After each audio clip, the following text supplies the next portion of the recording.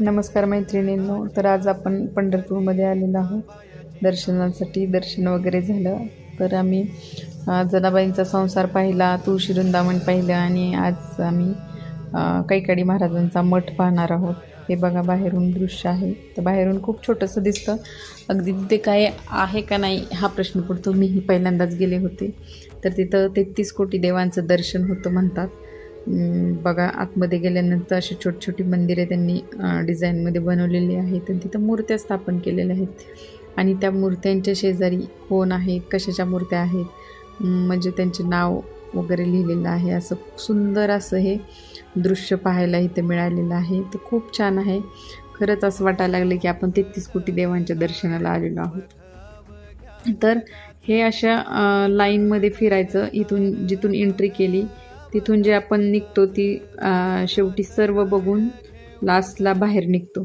तर आपल्याला इथं आतमध्ये गेल्यानंतर छोट्याशा जागेमध्ये आपण किती फिरलो आहोत हे सुद्धा समजत नाही. तर खूप छान असा मठ आहे. तर इथून गेल्यानंतर आपण भुयारात जातो, तिथून वरती येतो. तर बघा आता आपण खाली हे सर्व पाहिले. वरती आल्यानंतर हे असं वरतून दृश्य दिसतं. तर बघा किती छान दृश्य आहे.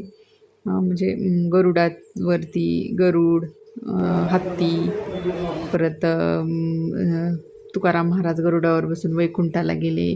हे असे मोठमोठी दृश्य असे दाखवलेले आहेत. ब्रह्मा, विष्णू, महेश यांची इथं भव्य अशी मूर्ती आहे. म्हणजे खरंच हे म्हणजे दृश्य ना जवळून पाहण्यासारखं आहे. आणि वरती गेल्यानंतर आपण कुठून कसं फिरून आलो हे सुद्धा आपल्याला समजत नाही, इतकं छान दृश्य आहे.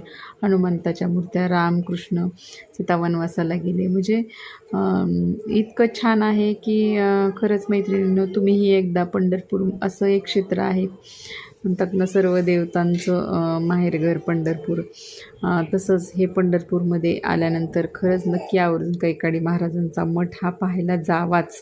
त्यांची समाधी ही खूप भव्य आहे, छान आहे. आणि त्या काळी त्यांनी असं इतकं छान दृश्य उभारलेलं आहे की ते आजही लोक बाहेरून बघण्यासाठी येतात. म्हणजे खरंच मैत्रिणींनो हे मला सगळं व्हिडिओमध्ये दाखवता नाही आलं, पण खरंच एकदा नक्की भेट द्या आणि नक्की पाहायला जावा. खरंच तुम्हाला खूप छान वाटेल. तर हा व्हिडिओ मी याच्यासाठी पाठवलेला आहे की आपण लांब लांब बाहेर राज्यामध्ये फिरायला जातो, तर आपल्या महाराष्ट्रामध्येही अशी काही ठिकाणं आहेत की जिथं म्हणजे खरंच बघण्यासारखं आहे. बघा तुकाराम महाराजांची मूर्ती किती छान आहे वैकुंठाला जाण्यास. परत महादेवाची मूर्त्या, बालाजीचा वगैरे, म्हणजे असे 33 कोट जेवढे काही म्हणतात तेवढे सगळे इथं दर्शनासाठी आपल्याला पाहायला मिळतात. दर्शन होतं आणि खूप